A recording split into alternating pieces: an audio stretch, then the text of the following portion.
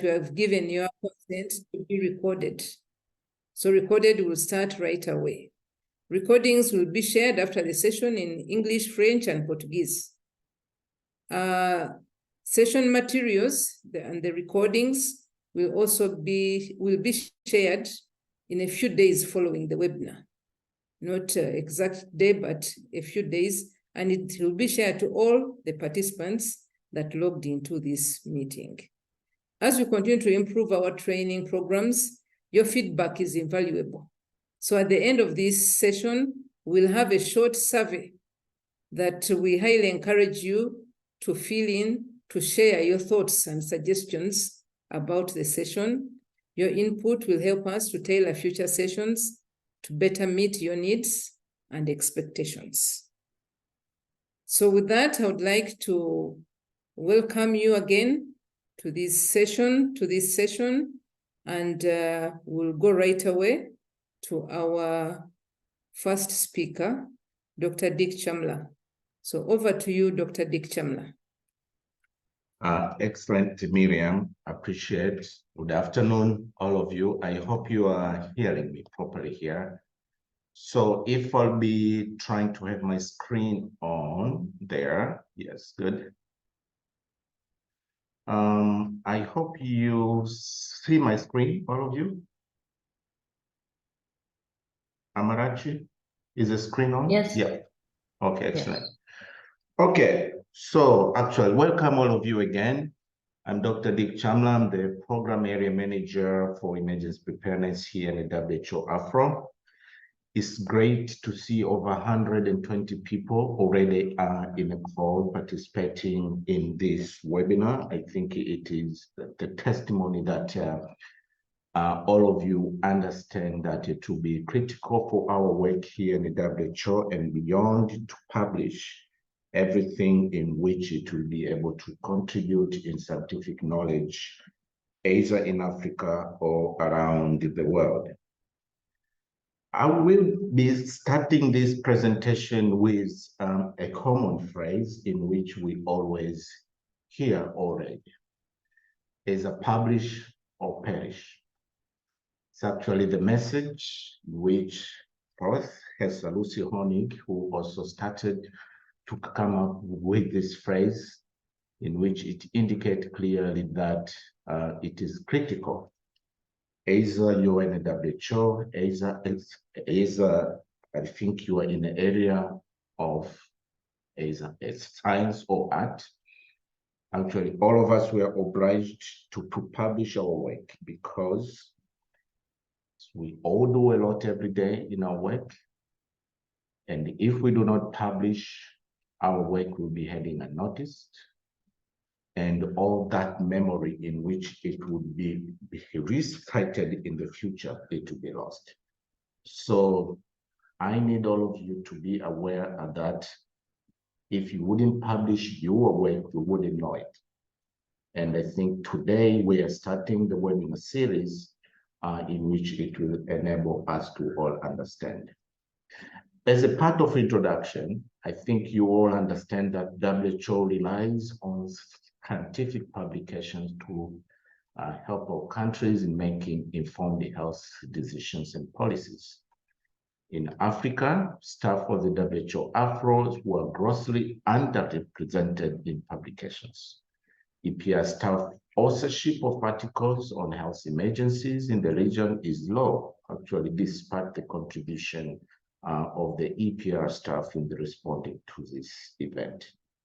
So we commissioned a brief review of what are the numbers of the publications in the past 5 years. Actually, we came up with a literature review from 2017 to actually 2023, around October.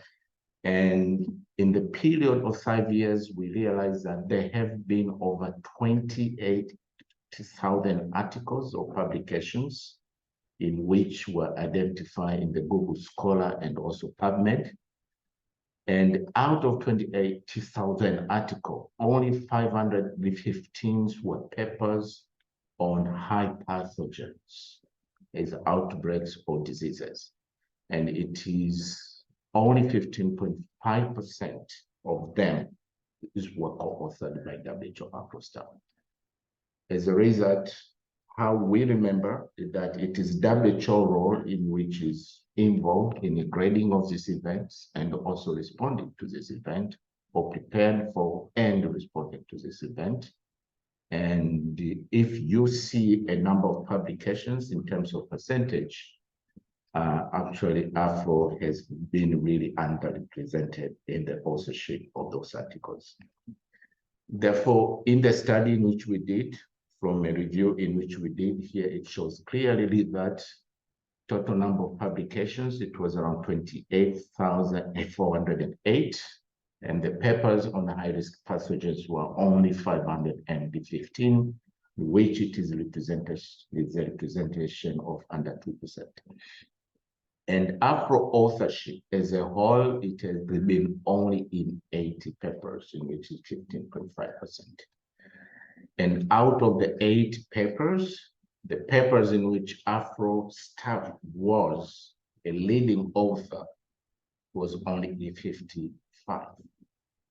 As a result, I think if you see on the table here is clearly an indication EPR staff in Afro are not publishing it.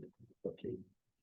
And here is only to let you know how in this review it was conducted, and here is actually Prisma strategy for some of you who understand. So the records in which we identified as shown, we removed some of the duplicates, and then the titles and abstract for eligibility were included. We reviewed some of those articles, and at the end, we only ended up with the publications in which we thought they were meeting the eligibility criteria. Interesting part is, yes, along the authorship in those 55 articles, so yes, as it demonstrated here, our EPR Afro staff publication and authorship were actually fluctuating from year to year. And if we see, we had an increase in the number of publications here between 2019 to 2022. And the reason behind it,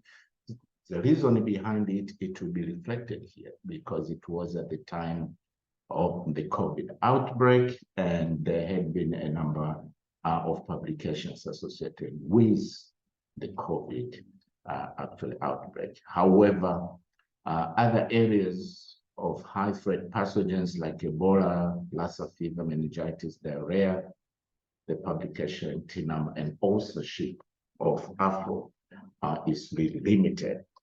And for instance, now I think a number of you understand that between 2022 and 2023, we had over 16 countries in Africa in which has had a cholera outbreak. Unfortunately, a number of publications and in which Afro EPR staff is either a leading author or a co-author in the area of the diarrheal diseases, including the cholera, is still limited. Also, if you see in terms of the journals in which our papers were published, as we have highest percentage of our papers are published in Pan-African Medical Journal. And I think a number of you here understand the issues of impact factors of the journal. And I think Pan-African Medical Journal is one of the journals with the lowest impact factors. So we still have a number of our articles in which have appeared in the BMC, BMG, or in the Lancet, but predominantly our articles, over 25% of our articles actually have appeared in the low impact journals. As a result, I feel even on the papers in which we publish, I don't know its impact actually the contribution of the knowledge. So in conclusion here, I don't want to take a lot of your time. It's clear that APR, in terms of preparedness, detection, and response, we are doing a lot, either at upstream level or on the ground. However, the work is usually attributed to the one that tells the story. We have to remember this. If we don't publish, we'll be perishing. And I think I'm urging all of us, we have to ensure anything in which we are doing, if it is of scientific interest, we have to explore the way and actually publish it. We have to tell our stories ourselves, and do not expect another person to really tell our stories. Actually, the program is willing also to provide all necessary support to help all of us to tell our stories. And please, I'm urging you to take advantage of this webinar and ensure you take a lead in publishing at least one article in a journal per year. So it's a plea from us, and merci beaucoup à tous. Obrigado, and appreciate it for your listening. Yes, thank you. Yeah, thank you very much, Dr. Dick, for that presentation. It has highlighted key issues. 15.5% of articles on highly infectious pathogens co-authored by WHO, mainly in low-impact journals. It is not a good reflection of our work, and work is attributed to the one who tells the story. I think we should publish or we will perish. So those are the key messages that we pick from this presentation. We will move on now to the presentation by Professor Joseph Okebno, telling us about the introduction to this scientific writing. Over to you, Joseph. Thank you very much, Miriam. I'm trying to, okay, sure. Thank you very much, Miriam. And thanks, Dr. Dick, for the, for laying the ground for this exercise. Really appreciate you for your support. I don't know, is my presentation in a slideshow? Huh? Yes. Okay, thank you very much. Thank you. So thanks again, Dr. Dick, for just laying the background for this exercise. And thanks, colleagues. I see I'm very much encouraged with the number of people that have enlisted for this. My slide is, okay. Is it moving? Is my slide moving? Not yet. Not yet. What's the problem? Oh, what do I do? I'm sorry. Let me try again.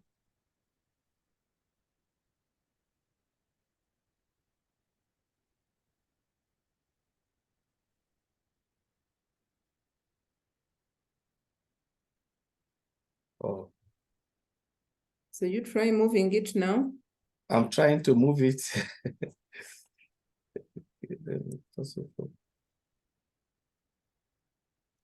Oh, okay. Can we have Amarachi show the slides? Okay. Amarachi, please go ahead and show the slides. I'm sorry, so that I don't take too much of your time.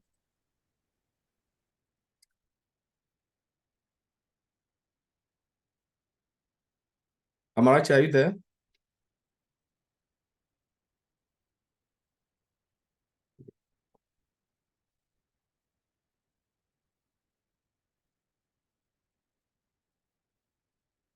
Okay. So I can go on. Thank you. Yeah, so I just want to reiterate what Dr. Dick said about publish or perish. In the academics, when they say publish or perish, it means if you do not publish, you don't get promoted. But in the field of public health, particularly with health emergency, what we are doing here, if you don't publish, you don't get recognized. Like Dr. Dick said, the person that published it is the one that is recognized as the owner of the work. And a quote from Samuel Johnson says, "What is written without effort is in general read without effort." So if we want to really publish and want to write well, we really need to dedicate time and make sure that we are writing well and that we are publishing in high impact journals, like Dr. Dick said. Next slide, please. Yeah, so scientific writing, and the question is, why do we bother about scientific writing? Scientific writing has both personal justifications and also issues of ethics. In terms of personal justification, it definitely improves your CV, gives you high track record, improves your writing skills, and also gives you some credibility before your peers, gives validation for the work you are doing.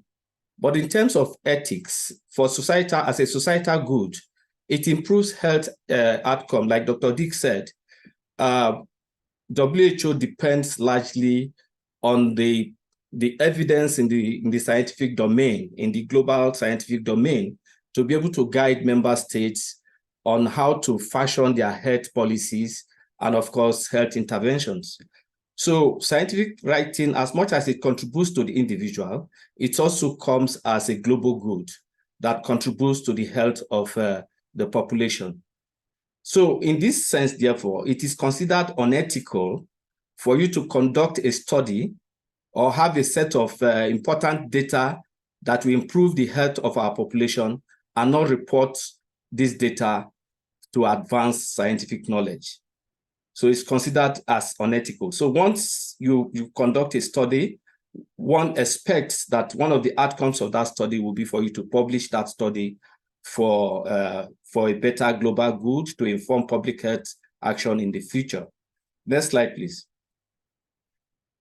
So in essence, therefore, as an introduction to scientific writing, we just want to take you through some principles before we go into, because this is a series of webinars. We have about 6 of them. Before we now go into the different aspects of a scientific paper, we just want to take you through some basic principles that you have to have in mind and why you have to know what you are doing for you to do it well. So scientific writing is a process that involves acquiring skills by doing. You acquire skills by doing. So you don't just sit down and say, I don't know how to write. It's an apprenticeship kind of scheme. The more you write, the more you perfect yourself. The more you write, the more you grow in terms of expertise. So, and you need motivation. You need to motivate yourself. Oftentimes people say, I don't have time, but if you consider this as a necessary activity that you need to undertake, then you create time for it. And the consideration and the ability to create time from it comes from your motivation, self-motivation. So you have to motivate yourself. So what makes one different from the other? You go to the universities, you find some in a very fast, in an accelerated method, one grows from being a graduate assistant to becoming a professor, and the other one stagnates at being a senior lecturer at best. It is just a matter of motivation. It is the same thing, the same environment that you are operating. So you have to motivate yourself. There has to be the commitment to deliver your paper. When you start a paper, you have to have the commitment to finish that paper and send it out to a journal. Then, of course, persistence. We say that practice makes perfect. The more you practice, the more you perfect your skills in writing paper. Then there's also the issue of proper time management. You should be able to manage your time and say this time is dedicated to writing paper. Then, of course, regular literature updates. So one good way of, for instance, people say one good way of learning French is to try to watch French movies, to try to, converse in French and stuff. The same thing with scientific writing. You have to update yourself regularly with literature. Try to familiarize yourself with literature in the area of work that you are interested in. Dr. Mori is going to, expose us to some of the important priority areas that we need to be writing our papers on. So you try to familiarize yourself with literature in this area. Next slide, please. So we also said that scientific writing is technical writing with a specific audience in mind, in view. Oftentimes, the audience are your peers. So when you are writing, you are trying to communicate to a specific group, in mind. In this case, as public health workers, as responders to health emergencies, as people who plan and prepare how to respond to health emergencies, our audience, therefore, is the public health, the global public health. So when we are writing, we have that in mind, that these are the people we are addressing. Scientific writing is more related to effective use of language and gives detail on general scientific writing styles, scientific conventions, and grammar. So you need to, if you are writing for a particular journal, you have to familiarize yourself with the style for that journal. You also have to understand the scientific conventions and the way you frame your language in your scientific paper. We are going to be going through all of this in detail in the subsequent series of this webinar. It involves using a language to successfully communicate scientific findings that does not come easily to most people. I mean, using, being able to maneuver the language, it doesn't come easily, and that is why oftentimes we have collaborative efforts in writing our scientific papers. So we're saying that during this webinar series, we shall go through these certain principles and strategies of scientific writing in details. Next slide, please. So what is scientific writing? Scientific writing can be a complex process because, it has two conflicting demands. It has some conflicting demands that you need to grapple with. You need to reconcile yourself with. So for instance, scientific writing talks of clarity. For you to be clear, you need to be detailed. You need to give illustrations. You need to, try to make your point very open, not hiding any points. But at the same time, scientific writing demands conciseness, because the man that is reading your paper has a limited time to go through your paper. It's not going to spend the whole year trying to read one paper. So it talks of clarity on one side, which means comprehensiveness, exhaustiveness, with illustrations, clarity, and stuff like that. But on the other hand, it talks of conciseness. So these are two elements that often clash with each other. So you begin to grapple, juggle your mind. How do I, fulfill these two elements in one paper? And that is what you get to know how to do this as you practice writing. There's also the issue of accuracy and integrity. These are fundamental components of scientific enterprise and therefore of scientific writing. You must be mindful of accuracy of your information. You also must be mindful of the integrity. The person who is reading your paper, the person who is reviewing your paper is looking for the faults to shut down the paper. And some of the things they look for is how accurate are your facts and what is the integrity that you bring into it. We'll talk more about integrity when we begin to talk about lapses in scientific writing. Good scientific writing must be characterized by one, clear expression. Make your expressions pleasurable to read.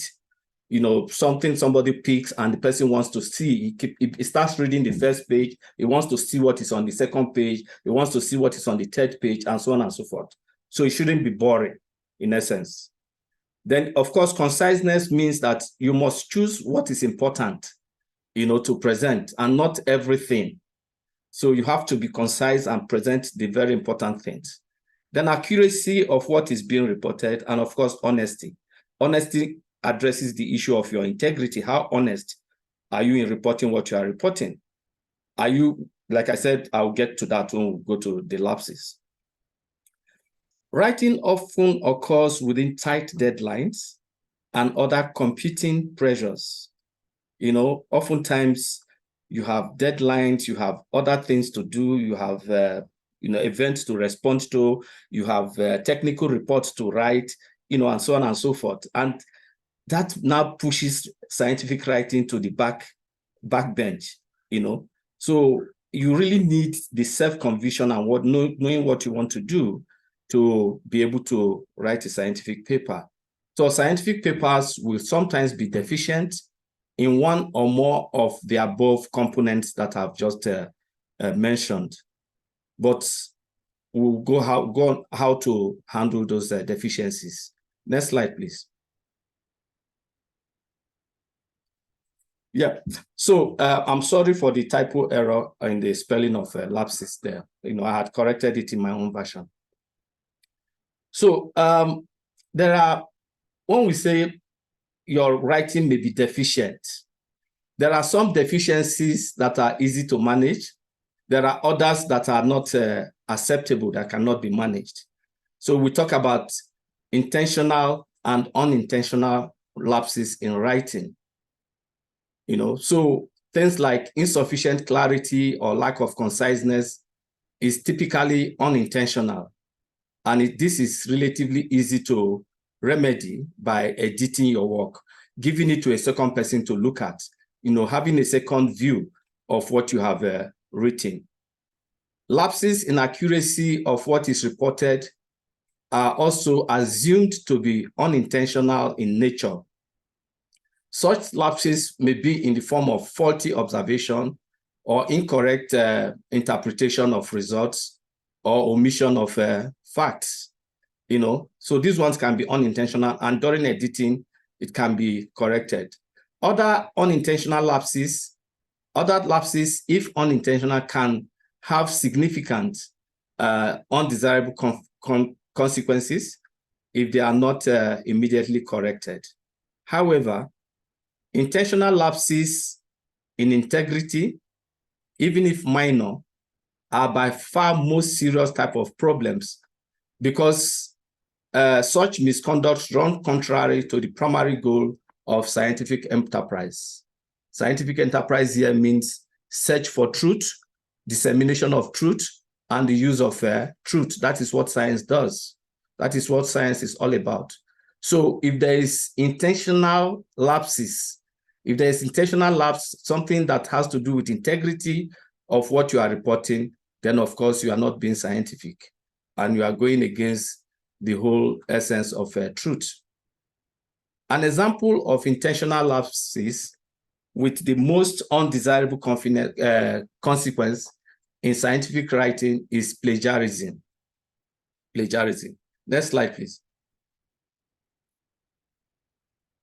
So plagiarism is, plagiarism is a process where an author takes over the ideas, methods, or written words of another without adequately acknowledging that other, with the intention that the work will be attributed to this new author, who is a deceiver. So this is plagiarism. So when you take other people's work and you report it as if it is your work, when you lift other people's statements or ideas in total and you report as if it is yours, this is considered plagiarism and it should be avoided. This is considered also as an intentional lapse. It's not unintentional. And it affects the quality of your paper. We've had situations where people published, but at the end of the day, we found that these people have lifted other people's job and published as theirs. And you write to the editor of the journal and they withdraw that publication from internet, from the system. I have practical example of this very situation. That is like stealing. It's like stealing and it should be avoided in writing. Sometimes people ask, can somebody plagiarize him or herself? Yes, you can plagiarize yourself. When plagiarism is conceptualized, it's seen as theft. The notion of self-plagiarism may seem impossible. After all, you say, can I steal my own money? I can't steal my own money. I can't steal from myself. But when plagiarism occurs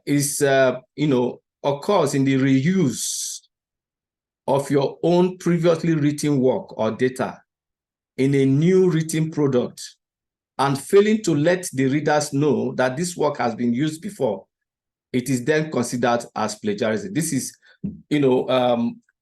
different from theft. It means being deceitful. You are giving wrong idea. This thing has been published before. You now republish it as something that is new, that even though it is your own paper. Yes, plagiarism includes publishing figures or diagrams without acknowledgement, not just text. Yes, thank you very much, colleague. So all of these materials that are published by another people, when you reuse it, it is very, very important that you acknowledge the original, the originator of that idea. Next slide, please. So, like plagiarism, we also have things like falsification or fabrication. These are also considered as intentional. When you falsify data, assuming what Dr. Dick presented, is of 515 papers are published on diseases with high pathogen risk or something like that. And he just wants to impress somebody and he changes it to 800. That is falsification. That is falsification and it's intentional. You do not falsify by mistake. You do not falsify unintentionally. And when it is dictated by the reviewers or editors of your publication, your paper is rejected. The same goes with fabrication. Another error in scientific writing is when authors' review of a literature is used, yet readers are led to believe that the current author has conducted. So sometimes you have systematic reviews that are, published. You can find them in Google. You ask Google and it puts them up for you. And you just carry it like that, systematic review that has been done by another person. You carry it like that and place it in your work as if you are the one that reviewed that reviewed those set of literature. That also is not acceptable, and we have to guard against it. Generally, intentional lapses are categorized as unethical. So it is very, very important that you avoid anything unethical in your writing. The opposite of unethical writing is ethical writing. In essence, in our writing, we must ensure that we are ethical in everything we do. Next slide, please. Ethical writing is clear, accurate, fair, and honest. It is clear, accurate, fair, and honest. It also conveys to the reader that we strive for honesty as well as honest practice. We are honest by ourselves, and we also, sorry, this is in French, I cannot interpret that for now. No, so we also try to be honest in our practice. A general principle underlining ethical writing is the notion that the written work of an author represents an implicit contract between the author of that work and the readers of the work. So when you are writing for people to read, you are engaging in some kind of a contract, and you really need to be ethical in this contract. Just like you engage in the contract of engaging consultants, you engage in contracts of one business or the other. The ethics of your practice is very critical. The same thing with writing.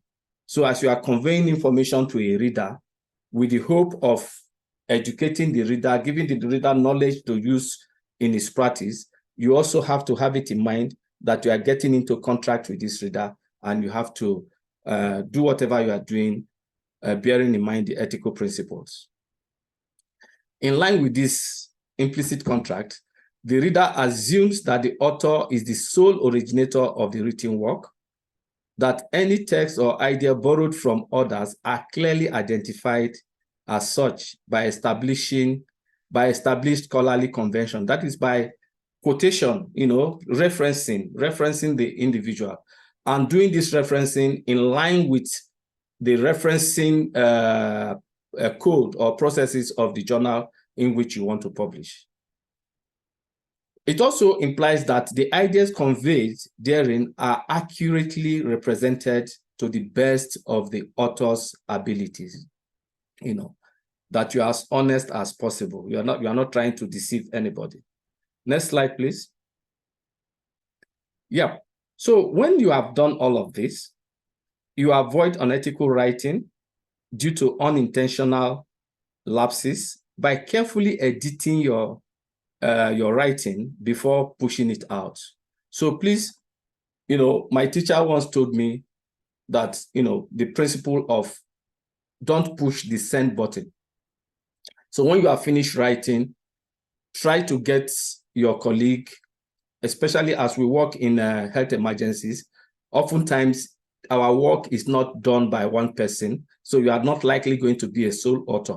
So as you are finished writing, other people that you think contributed to the work that have entitlement to become co-authors of that paper, you share the paper with them, let them review it, and be sure that everything is accurate. You're sure that you are honest, ensure that your paper carries integrity with it before you push the send button. Bear in mind the goal of science, which is to seek truth. So try to work within that ambit of seeking truth and conveying truth. Wear integrity as your jacket. You know, as you wear when you are in an emergency situation, you wear that WHO jacket. When you are writing your paper, wear integrity as your jacket. Be clear, accurate, fair, honest, and just to, you know, to the person you are, to your readers and to your co-workers. So I would want to stop here by presenting these principles. As we go into the next seminar, we are going to begin to go into the different parts, how to write the different parts of your paper. Thank you very much. Merci beaucoup and obrigado. Okay, thank you very much. Thank you very much, Professor Joseph, for that presentation, clearly highlighting the importance of scientific writing, but also the key aspects of scientific writing, being concise, writing with clarity and integrity, focusing on truth, and accuracy, avoiding plagiarism. So those are key issues we have to keep in mind as we write, but also he highlighted that we gain experience as we write. So no need to fear, we'll start and continue, and we pick the experience and become better as we do the writing. We'll now call upon Dr. Maury Keita to take us through the what. What can we write about in our work? Over to you, Maury. Thank you so much, Dr. Miriam. Thanks, Dr. Joseph. I'm going to share my screen. Oh, sorry. Can you see my screen?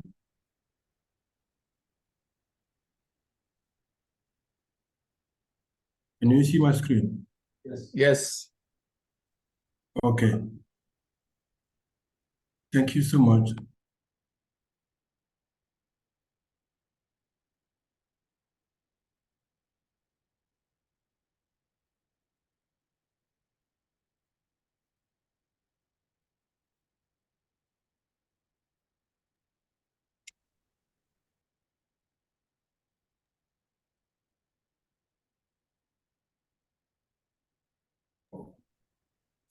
Sorry, I didn't know that I was muted. I'm sorry. Okay, so I was saying before moving to on the priority area for scientific publication in EPR, I will start by recalling a concept which may be new to some, but not to others.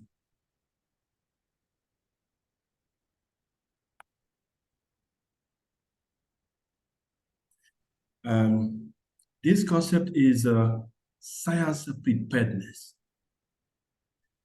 Science preparedness is defined as a collaborative effort to establish and sustain a scientific research framework that can inform and enable emergency planners, responders, and the whole community to better prepare for, respond to, and recover from major public health emergencies and disasters.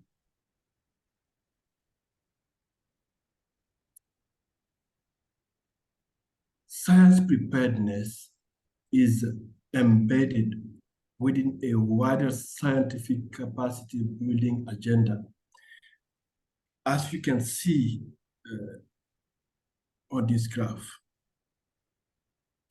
science preparedness should take into consideration research capacity, so expertise, research infrastructure, research resources, but also research environment.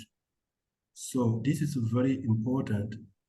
So this includes research regulation, research coordination, research dissemination, research continuity.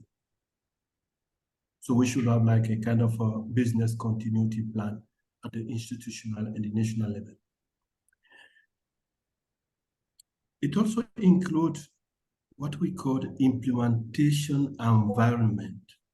Implementation environment include engagement with health agencies, ministries of health, national epidemic response team, national health information system, information dissemination, public health engagement channels, media engagement channels. Lastly, engagement with health service providers. So, together, this element define a responsive and resilient research system that operates and provide reliable data even under crisis. Such a system cannot be hurriedly cobbled together at the dawn of an emergency. I just want to recall here that research is one of the priority in the regional strategy for health, security, and emergencies from 2022 to 2023.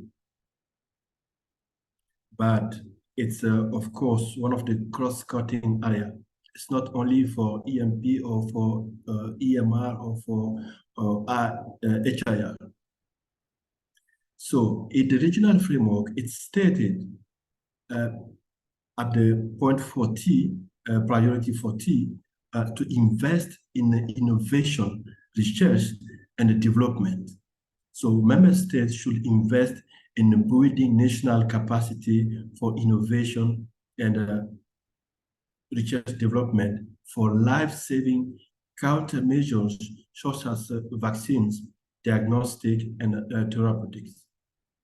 This requires working in synergy and close collaboration with national as well as regional academic and research institutions.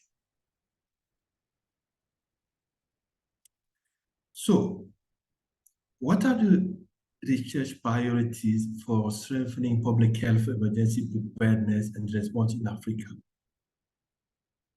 This is an article published in March, I think, 2023. Joseph Okebono is one of the co-authors, but this was published under the leadership of Dr. Abdusalam Gueye, who is the Regional Emergency Director. So in this article, you will find the main area of priority for EPR. So there are 10 priority in this article, identified in this article. I'm going to say the top 10 priorities, because there is a number of priorities, but the top 10 are the following. First is knowledge and skills of healthcare workers in detecting and responding effectively to disease outbreaks. Secondly, quality of data, accuracy, timeliness, completeness for epidemic-prone diseases. Determinant of vaccines hesitancy. Determinant of infection transmission among healthcare workers during public health emergencies. Effective measures for protecting health workers from highly infectious pathogens in public health emergencies. Strategies to improve the effectiveness of contact tracing for epidemic-prone diseases. I've even recently published 2 papers in this specific area. Effectiveness of current case definitions as a screening tool for epidemic and pandemic-prone diseases. Measures to strengthen national and sub-national laboratory capacity for timely disease confirmation within the integrated disease surveillance and response framework, which is, of course, one of the regional guiding documents. Factors affecting prompt data sharing on epidemic-prone diseases. Last but not least, effective strategies for appropriate community participation in emergency preparedness and response. So, in this paper, some research questions were identified to guide EPR team to conduct research in this different area. So, some of these questions were related to clinical aspect. For example, here, what are the knowledge and skills gaps among healthcare workers in detecting and responding effectively to disease outbreaks? Other questions were also related to epidemiology. For example, what are the factors affecting the quality of data, accuracy, timeliness, completeness for epidemic-prone diseases?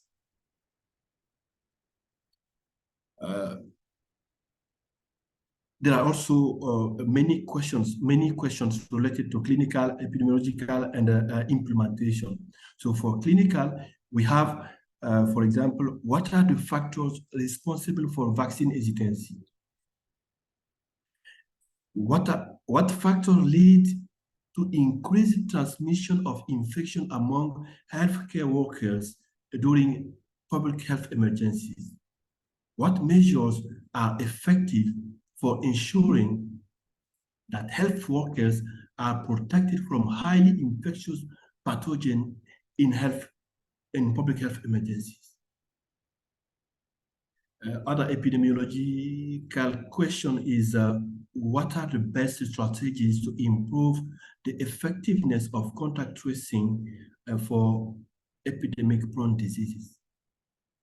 So,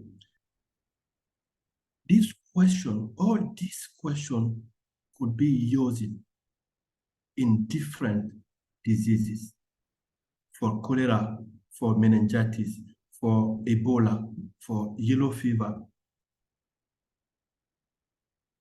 and so on.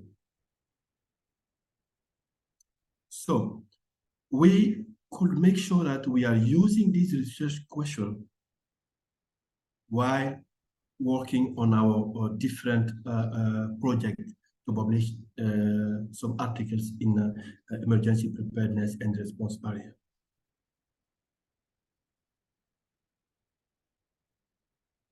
So, in the conclusion, I will say there is an existing starting set of research priority for EPI in Africa. The article is open to access. So everyone can go on the website and try to download it and go through and to pick some research questions in this area.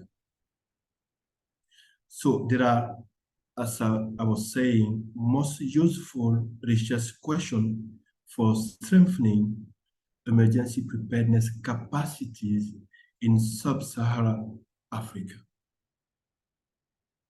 But the next step would be to get the WHO member state countries in the region to buy into these research priorities, because we know in some countries they have some specificity, they have some reality that need to be well documented, and subsequently to develop a context-specific, as I was saying, research agenda, implementation framework, and operational guidelines.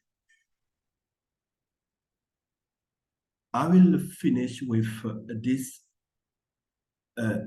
sentence: action need to be taken to continuously update the research agenda so that the research priorities are time and context sensitive. Because you all know that maybe before COVID was not a priority. But today we have a new priority. Tomorrow we will have a new priority, because maybe we will have disease X tomorrow. So we need to continuously update the research agenda and to invest in this area. Thank you so much for your attention. I'll stop there. Thank you. Okay, thank you so much, Dr. Murray, for that presentation. It has highlighted a lot on what we can write on, the research priorities and research questions that we can consider, but also highlighted the principle of science preparedness. Dr. Murray, in the Q&A section, there's a comment that you should attribute to the author of the science preparedness diagram. I think you can. I'm sorry. Yeah, the author, in the first slide I prepared, the author, I even quoted the author, but when formatting, you know, the author name disappear. So that's why. But yeah, I can share even the articles for the science preparedness, of course. Yeah, I think you can share even in the chat so that they let can see me the share it. Let me share it author in the chat now. Yes. Okay, so we'll now go to a session of question and answers. Colleagues have written several questions in the Q&A section, several of which have been answered, and but we will pick on some of them so that could be of benefit to all of us, so that we can have these answers given. For example, there's a question on what should be the lowest impact factor of a journal that we should select. Maybe Professor Joseph, you can guide us on that. There's also a question on, as a beginner, how do I select a journal to send my article to? And what if that journal lets me down? What happens next for me to switch to an alternative journal? Since several of us might be beginners, maybe we can all benefit from this, the answer that has been given. Over to you, Professor Joseph for these Thank answers. you very much, Miriam. Thanks a lot. Yes, these questions, yeah, you are right. I've answered them, but you're also right to flag them as important for every one of us to go through. So the way we have designed this webinar, we're assuming that we're all beginners. I know that people are at different levels, definitely, but we're also trying to, we don't want to start from the point that, we are all experts and stuff like that. There are some people that genuinely, they are just beginning. So we are trying to come to that level. So about the lowest impact factor journal, it's not really, we aim at the highest, but the impact factor journal depends on your material. It depends on the data. It depends on the appetite for what you are writing and how you have packaged your paper. So the lowest level of the impact factor journal doesn't really matter much. So you can even publish in an impact factor journal that has less than 1 as as its rating. But let's start. It's better to have something than to have nothing. But we encourage all of us to aim at a higher impact factor. But that should not discourage you from starting. Like we said, practice makes perfect. And it's also, even when you publish in a low impact factor journal, you have also pushed out that idea for, to help public health field. The important thing is try to make sure that the journal is indexed in an index, in a platform that people access easily and people can read easily to disseminate your ideas. Then on selection of journal, yes, the idea really is to aim at the highest journal. The journal is not your personal property. It's not your father's journal. Mm-hmm. So when you aim at it, expect that it may be rejected or it may be accepted. When I got into academics as a young assistant lecturer, I remember my old professor said, you tell me, just write whatever you want to write, expect that it may be rejected and expect that it may be accepted. Just have a good mind about it. So when you aim at a high impact factor journal, if they reject it, oftentimes they reject with reasons. They will give you reasons why your paper is not acceptable for that journal. You use that reasons, use it as an opportunity to improve on your manuscript and send to another journal. The critical thing, however, the thing about integrity and honesty is that you cannot submit one manuscript to 2 or more journals at the same time. Mm-hmm. You must submit your manuscript to one journal at a time. Wait for the journal to take a decision of revise or reject or accept. If they accept, good, you stop there. If they reject, if they say revise, you revise. If they reject, you revise with the reasons they give you for the rejection and submit to another journal. You can do that until you get your paper published. I hope I've answered that question. Okay, I think that is answered. We'll start by trying and then we can improve with time. Don't fear to try a low impact journal and you will improve with time and target very high impact journals. There was a question on whether WHO staff can be first authors in articles to Lancet and the Journal of Infectious Diseases. Definitely. Is there anything that would stop us from being first authors? No, nothing stops you from being first author. I've seen papers where Maury Keita, I've seen a paper on his paper on Ebola in Guinea or something like that. Yeah, in Lancet Infectious Disease. Huh? In Lancet Infectious Disease, yeah. Yes, where he's the first author. It's a Lancet publication. So it depends on your contribution to that manuscript. You cannot sit back. Somebody writes everything from title to through the introduction, methods, everything to conclusion and abstract and expect to be first author. No. you know, you need to give credit to who has done the work. So if you are the one writing, if you are the one that initiated the idea, then there's high likelihood that you'll be first author. Sure, there are many like that. I've seen there are many publications on COVID-19 where WHO staff are first authors. You know, it's just that they are not, that is in Lancet publications. You know, it's just that there are not many. So it depends on your contribution to the manuscript. Okay, so thank you so much, Professor. We have questions on priority areas for you, Dr. Morey. Some of these priority areas and research questions may involve study designs requiring primary data collection.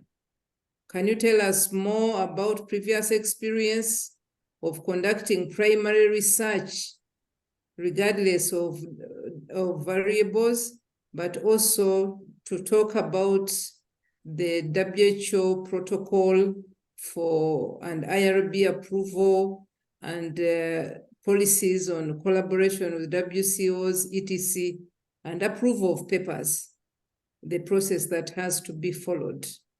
You could also share of any studies that could be currently ongoing in this area. Over to you, Dr. Kaita. Thank you so much. I will maybe try to respond to the first part of the question, and then you may want to increase the volume. Can you hear me now? Can you hear me well? Yes, okay.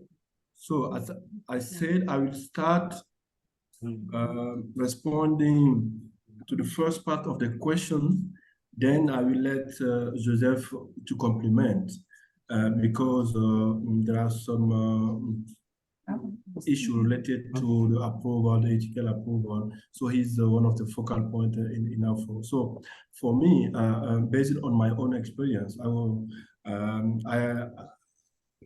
I was deployed in the DRC for a number of Ebola outbreaks. So during this outbreak, so as Miriam has said, I was involved in the response to this outbreak. So in close collaboration with some colleagues from the Ministry of Health and other partners, of course, we proposed to document some of the strategies we implemented in the field to stop, for example, the 10 Ebola outbreak, where we faced a number of challenges related to the security incident and the context, humanitarian crisis context. So one of these papers has recently been published in BMG Public Health, where we documented contact isolation strategies. So in practice, what we did, of course, because maybe my example is not the best one, because I am a PhD student also. So I wrote a protocol that I submitted to the ethical board in Kinshasa. So this ethical approval is covering me to use all the data, this primary data from the field in the DRC for my own publication for my PhD thesis. So it's not maybe the best example.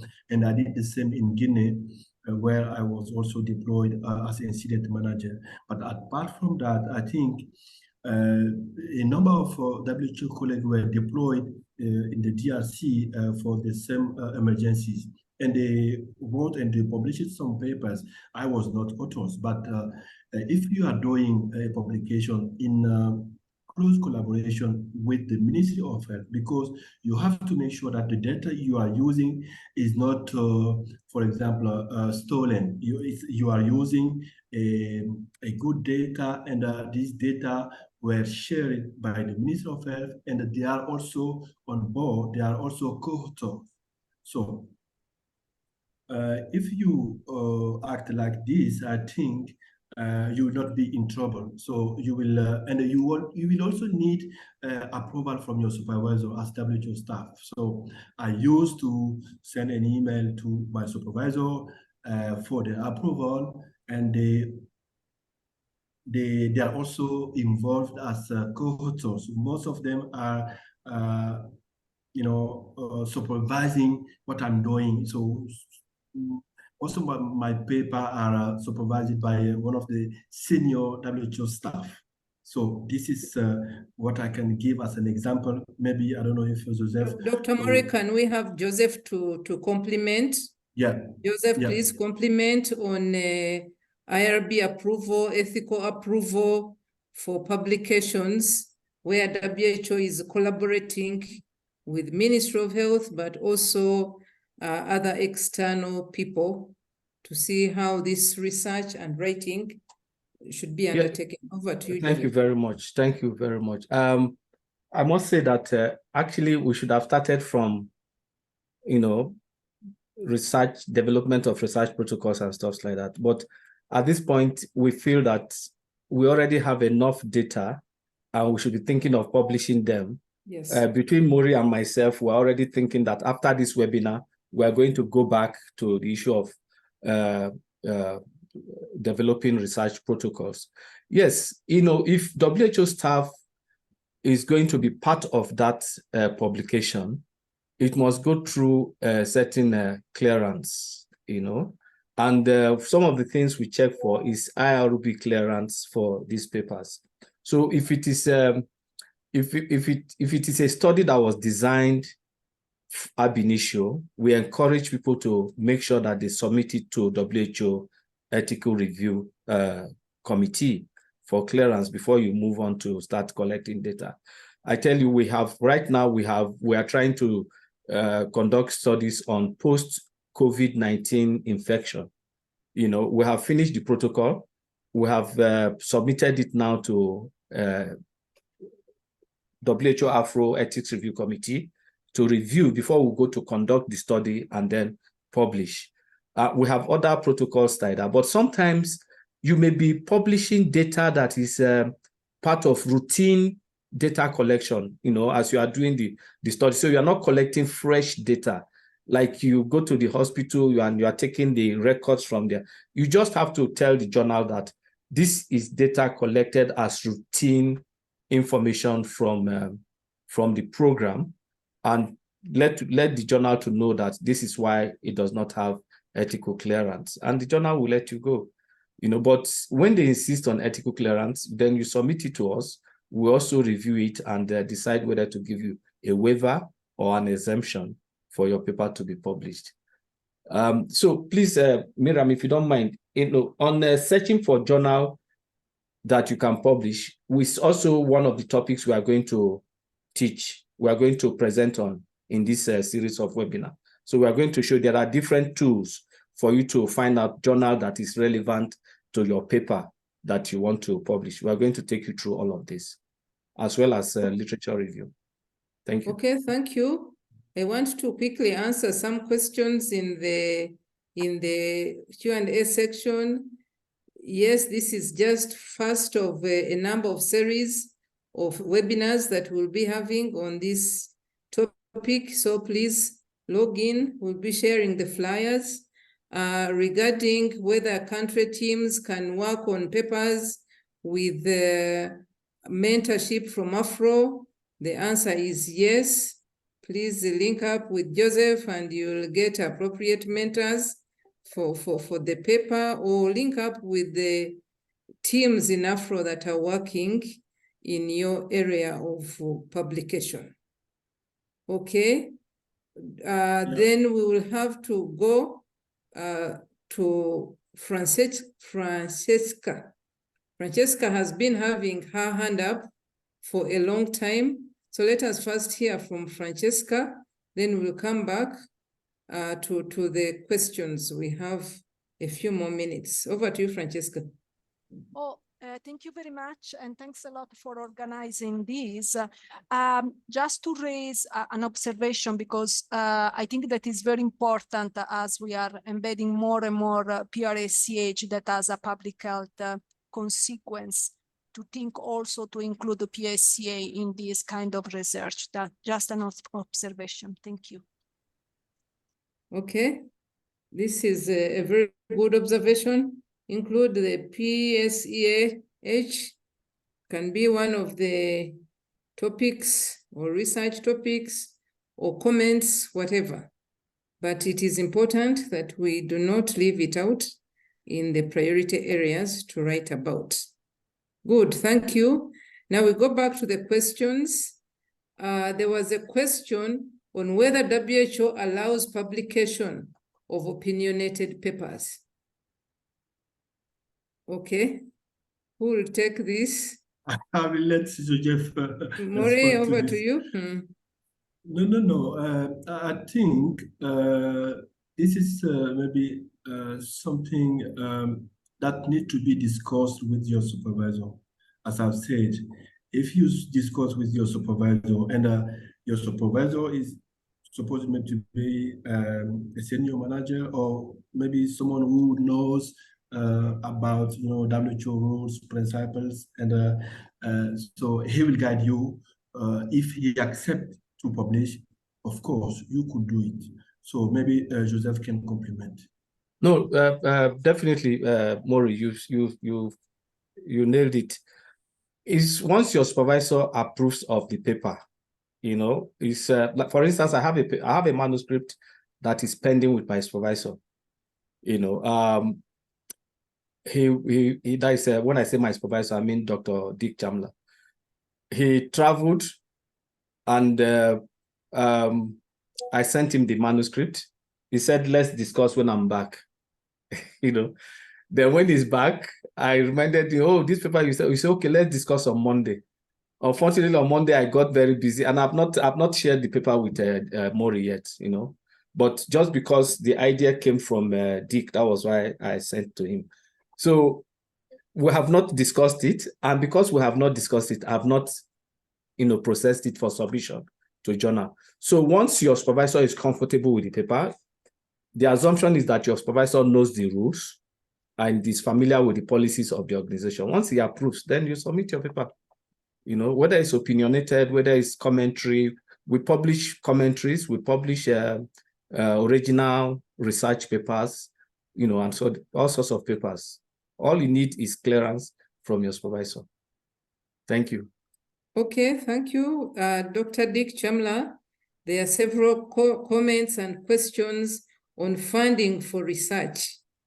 We see that this is an important area, but it seems like it is getting low priority when it comes to funding. Is there a likelihood that this will improve? Over to you. Yes, it's about money now, okay? Okay, yes, actually, as we've heard from Bono here, in EPR in Africa, we are really trying to prioritize the research now, and is a reason there are initiatives in which we've started on the research priorities in Africa in order at the end we prepare the African research agenda, in which it will create a framework in which we all be able to encourage every person as in the region or in the country office to do the publication. Therefore, issue you are asking here, and we have money. So our original idea, it was to include the research request as a part of M&E framework. So if in any projects in which we are trying to ask to have actually resources on M&E, we thought that we could ask the country at least allocate 1% to 2% of your proposals for of the program on M&E, and inside the M&E we will be able to include the research. Now the other approach, we are actually trying to promote collaboration with other academic institutions, because we have a number of academic institutions and other research institutions in which have also asked us to collaborate. The last year we went to United States with RD delegation, and there was some of clear interest from the National Institutes for Health, in which I think a number of you have heard of Anthony Fauci. RD had a meeting with him as well. So I think we were asked if there are any other research areas in which Afro we are having and we are planning to collaborate. I think they were open to collaborate with us, and they have grants specific for research in which actually promoting. Our problem is, I don't know, because at one time I stepped out here a little bit, is that the balance between epidemiological health systems research and the clinical trials. Because I don't know if all of you have heard that we have this WHO R&D blueprint, in which is actually coordinated at HQ level, and priority of R&D blueprint is actually on clinical trials and clinical research. So, and in an honesty speaking, there had been a lot of resources alongside the clinical research and clinical trials. But on our part here, I think in Africa, we thought that there are a lot of other areas of research in which we'll be able to prioritize. So yes, so now we have a framework for research in Africa. So for next step, it will be on our side to mobilize resources on that. But in the immediate term, I think the only possibility, we don't have the research actually budget line in a place, but I think we are trying to work on it and see how we'll be able to support the countries also. Okay, thank you, Dr. Dick. There's some hope, colleagues. So we continue to strengthen our efforts in research and publication. We have a few technical questions here and one operational maybe that we need to address before we leave. Some people are asking, what constitutes scientific writing? We write many reports, I don't know what constitutes scientific reports, rather scientific writing. And the other one is the difference between a manuscript and a thesis. So I propose that these two are tackled by maybe Professor Joseph. And then there's an operational one, maybe by Dr. Chamla. Is there an internal committee that can help to review articles and give feedback to colleagues before they submit to the journals? And the last question is about whether WHO supports publication fees by journals.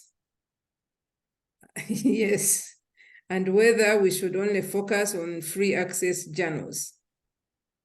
So 2 for Dr. Chamla, 2 for Professor Joseph. Okay, I will start with the easiest one. If WHO supports the publication fees, we do, in short. And even personally, we have approved a number actually of publication fees in which we are brought. So yes, we are flexible in that if there is a resources, and particularly if we see that publication is really part and parcel of the priority area in which Afro is advancing. So therefore, in short, the answer is yes. Therefore, the other issue, operational issue in which you are asking, I think it will be easier also, or to be answered by Okeibuno. If we have scientific committee here, I don't think we have a peer review team at the regional office, but I think Okeibuno is here. One time we were trying to create a research, the governance structure for research. And I know there is also a regional mechanism in which were created to see the ethical imperative of some of the studies. So I will hand over it also to Joseph. Okay, thank you very much, sir. So yes, okay, I will also start with the easiest one, that by supporting what Dr. Dick Chamla talked about the fees. He has answered that, you know, we support. He has, on several occasions, I really have not had any challenge getting him to approve payment for publications. And I've answered that question before, but for the general public, we encourage open access journals. And that is the open access journals that ask you for fee. We encourage it because, like we said, the whole essence of scientific publication is to make your data, your evidence available to the widest audience that can use it for public health intervention. And that is why we encourage open access. Then with the issue of review, as a matter, when Dr. Dick came on board, these were some of the questions he asked me. First of all, do we have a research agenda? And we are working on that, and we are trying to plug into it this review of scientific publications. The organization itself had a concept of research and publication committee, which is supposed to be reviewing these scientific publications. But it has not really, it was launched at the eve of COVID-19. And since then, we haven't really been able to come back to it. But in EPRO, we are trying to set up that mechanism. But before that, we have colleagues, we have Maury, we have Miriam, we have Dr. Dick is very busy, but we have so many other colleagues here who are very vast in publication that can easily help to review your manuscripts and advise you on how to improve on them. The difference between manuscripts and thesis, yes. Thesis, when you are writing your thesis, your focus in terms of audience is often very limited. You are now writing to get your degree, your PhD, and you are writing between your supervisor, external examiner, and stuff like that. But in terms of manuscript, you break down that thesis into specific topics, specific, papers with specific titles, not as broad as your thesis title. Then here again, you have to be very mindful now that you are going to be confronting an editor who has, some of them have over 50 years experience in editing papers, in reviewing papers and stuff like that. And your papers are going to be sent to whoever to review. So you are mindful of that. And at this time, you begin to talk about the issues of honesty, integrity, clarity, conciseness, and all of that packed in one. So when you have your thesis, it's a very good place to start. You cannot take your thesis, and in your thesis, you have different research questions. You can take each research question as a manuscript title. You modify it and take that aspect of your thesis that address that research question, and you have your manuscript.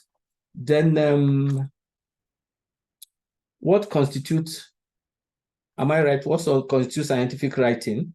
I think it is also part of what I've answered. So scientific writing, is what we just said. It is a process of communicating your evidence in a very credible, concise, and honest manner, being mindful of the ethical issues involved in the evidence that you are communicating. So we are available to work with you anytime you come up with something to help to package your paper to be scientifically accepted. I saw a question for Dr. Maury. He said, can we build on creation of teams at national level to write on eligible topics with an identified member of Afro? Yes. So yes. I don't want us to miss that. Yeah, the answer is yes.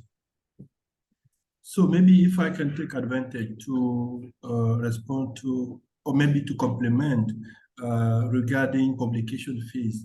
I think it's also important to point out that authors from developing countries can benefit from waivers in certain journals. So you need to know that. Over. Okay, sorry, I got cut off. I'm back. You're welcome. One last hand from Bongomin Bodo. If you can just give your question and then we close the meeting. Question or comment, Dr. Bongomin?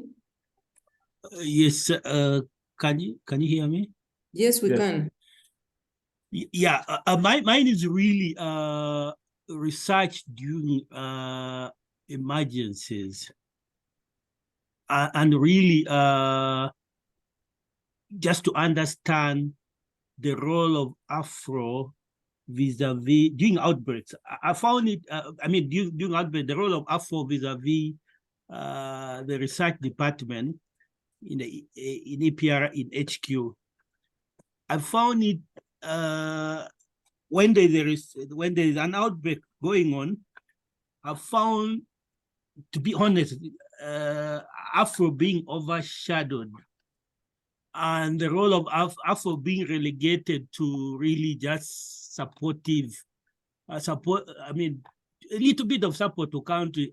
How do we make sure we strengthen that so that Afro is really leading with HQ? And I saw this happen really in Uganda.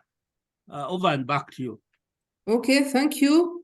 There's also, I want to ask Joseph as he comes in to respond and give the next steps as we close, to talk about the issue of WHO staff in some countries not being allowed to be first authors because you are authoring data that belongs to the country. Over to you, Joseph, and you answer these, give us next steps, and then we call on Dr. Chamla to give closing remarks. Thank you very much. And thanks, his name has left the screen. The guy that just asked the question. Yes, thank you very much. We are mindful of this, call it overshadowing of WHO Afro when it comes to research.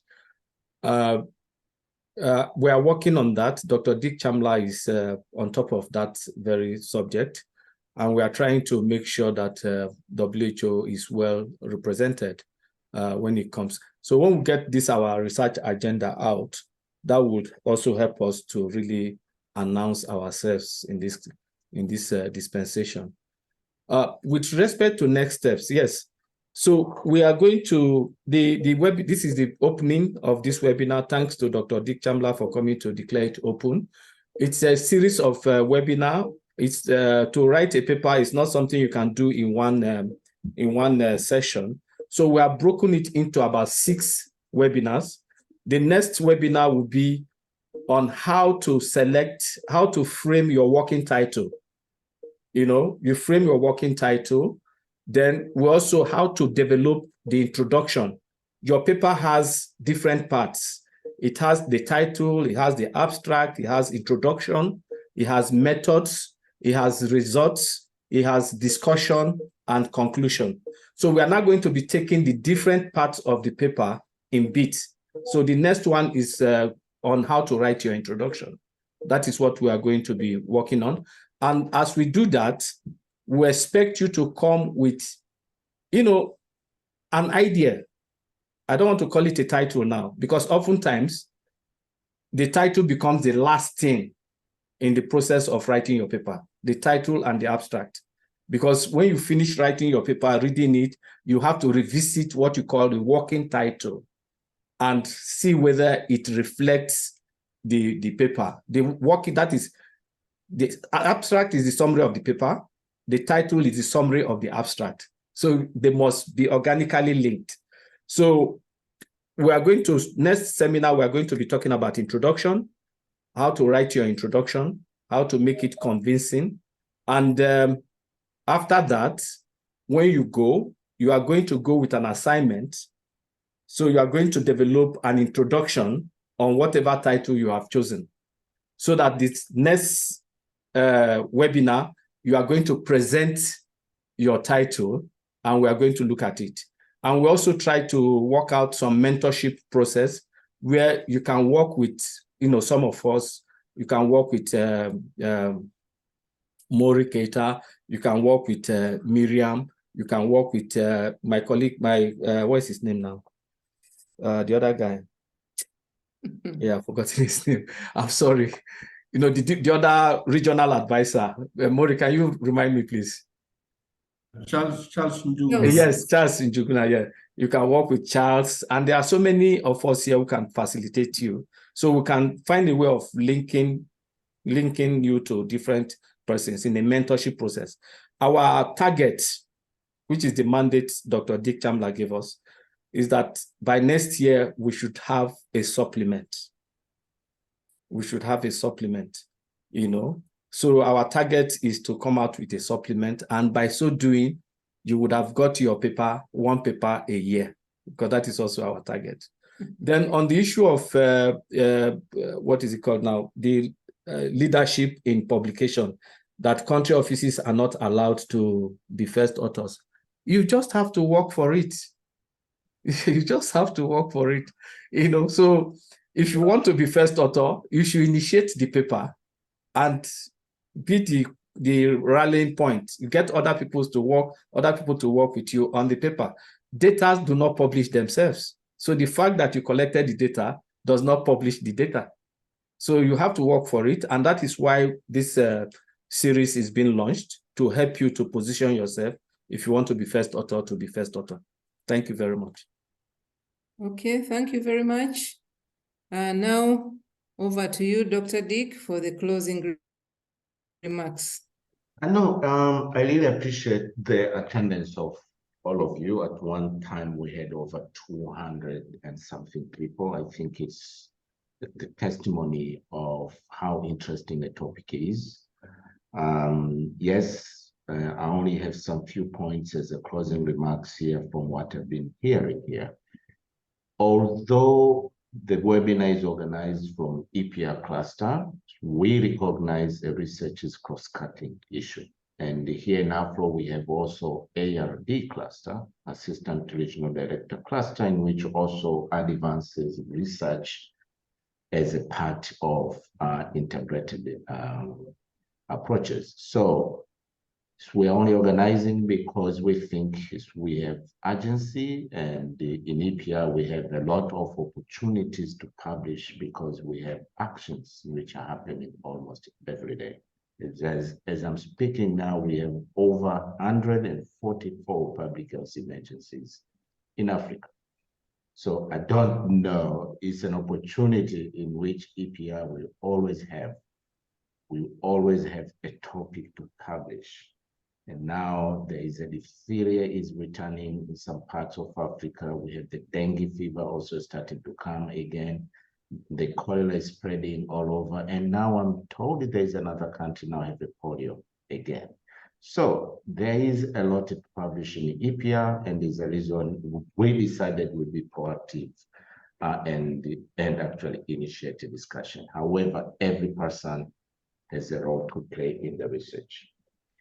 And the last thing in which I need also to bring it here is that, yes, emergencies are happening every day. However, in the emergencies playground, there are two issues which are so critical related to the research and publication.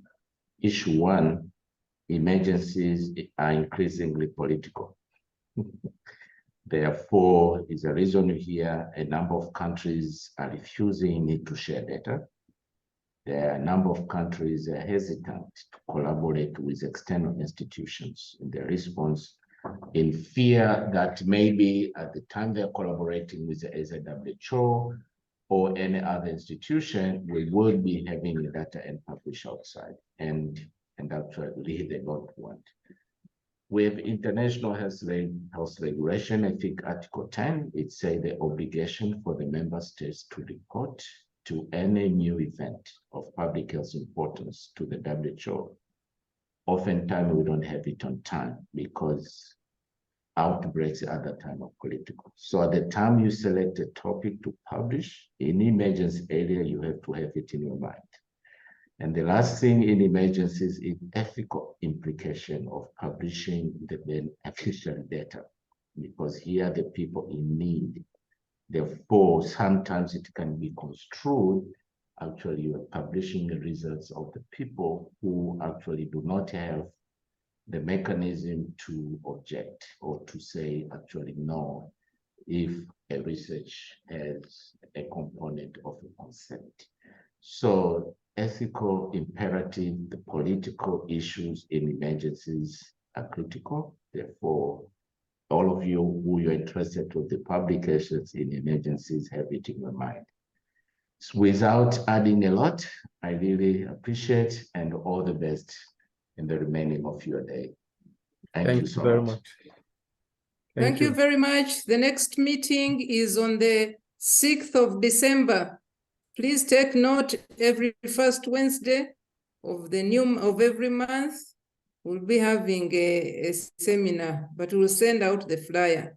Thank you all, and bye you. for now. Thank you. Thank you. Bye. Thank you.